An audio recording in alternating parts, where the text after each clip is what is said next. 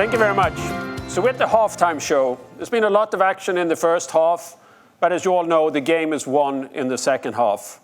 And so a few perspectives here. How did it go for us in the first half? The three things I think are important. If you look in the middle, how well did we do with mobile broadband? Well, we reached 70% penetration by the end of last year. That's roughly 2 years quicker than it took to reach 70% penetration for 4G. So it was a very quick ramp up, especially considering that a lot of the spectrum was released in 2021 that we have been using. Second, at the bottom, we have closed the gap on the mobile digital divide. So the difference between the fixed and mobile digital divide, what we solve with smartphones and what we solve with terminals in people's home. We're down to 9% gap, and we closed 6% in the last 3 years. That is important because mobile play a critical role in closing that gap.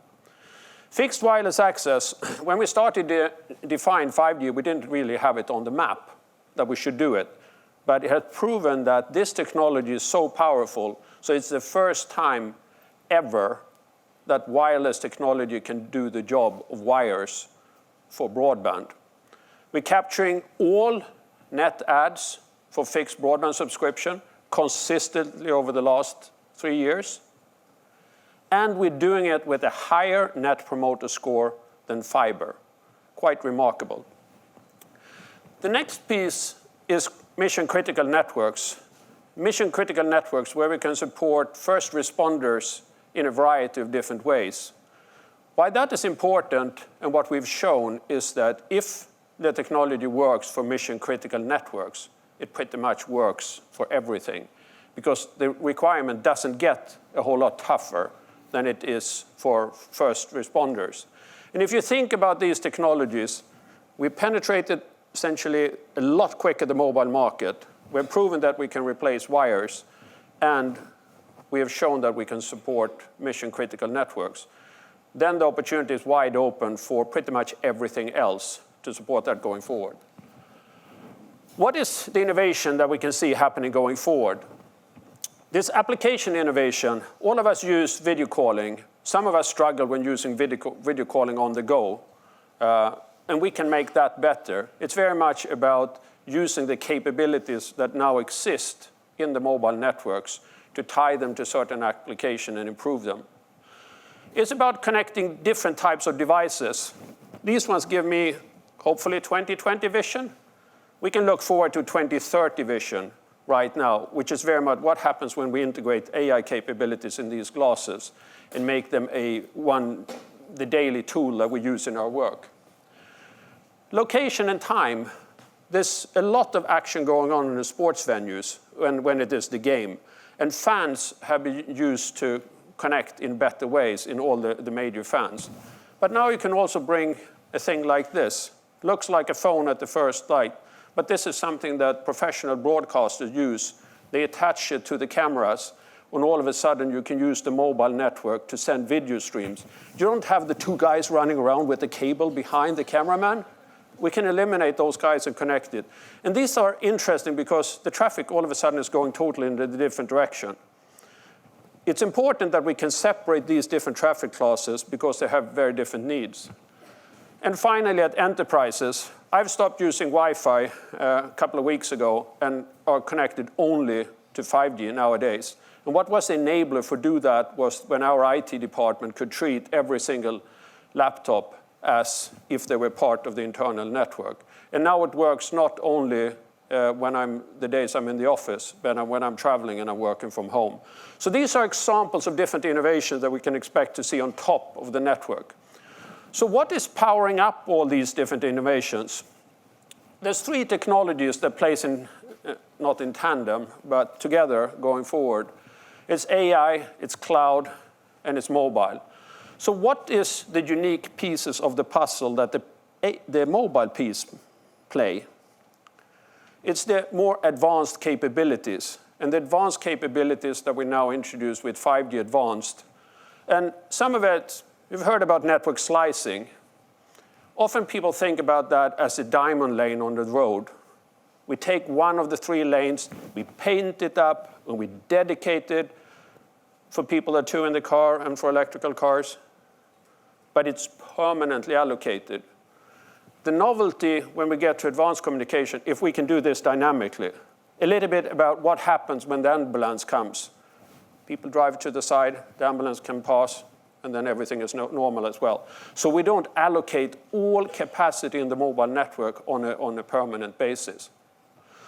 What else is important here is a little bit how we're building out things and how we build out mobile networks and the difference between the cloud data centers. Cloud data centers you can pull up in 19 days. We can't pull up a mobile network in 19 days. We can upgrade the software every 19 days at the back end of it. And we can't roll out the network in 19 weeks neither. It's perhaps take 19 months to get it out. So we have to be, in this triangle of key technologies, we have to be ahead with the mobile technology, rolling it out before you need it, having the spectrum in place and allocated so that the infrastructure, the mobile part of the infrastructure is there. Because every single token here will be using a massive MIMO beam, either for collecting the data that it bases information on, or for distributing the results out to the users to a large extent. You and I will very soon work with personal AI on a daily basis, in our phones, in our laptops, in our tablets, and in our glasses. And then it's important that they're connected so that they don't become the bottleneck. Ideally, we can get rid of the spinning wheels so we never ever see it in our glasses. What do Ericsson do in this puzzle, and what have we been busy with over the last few years? The first one, we opened a factory in Louisville, which was the first time since 2G days that manufacturing of cellular radios was done in North America, in the US at scale.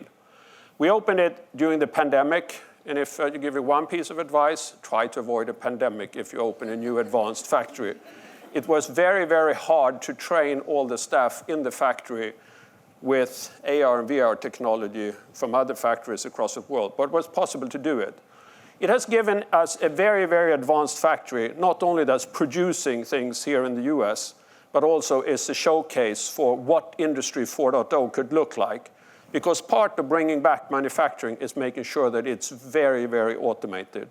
So the technology we're using there and the technologies coming out of the factory is pretty much the same things. The second thing was something initiative we kicked off in 2017. We started ASIC design in Austin. It was the first time in 15 years we opened a new design center. We thought that it was very, very important to have powerful ASICs as part of our radios. And since we introduced massive MIMO and 5G, those ASICs have gone from 1 to 47 billion transistors per chip. So extremely advanced technology. And it's this technology that enabled what you see from the lady to my right, that the radios has become significantly smaller. What the lady there is carrying is 2 massive MIMO 5G radios. They're around 30 pounds each. They used to be 140 pounds. Took 3 people to carry them, and I don't want to think about what it was to get them up in the tower. These radios now deliver twice the capacity at the same energy consumption, at the 1/6 of the weight. So the technology is advancing really, really quick. And I hope that we can be the one that enables the innovation going on top of the network where AI, cloud, and mobile deliver on the message together. Thank you very much.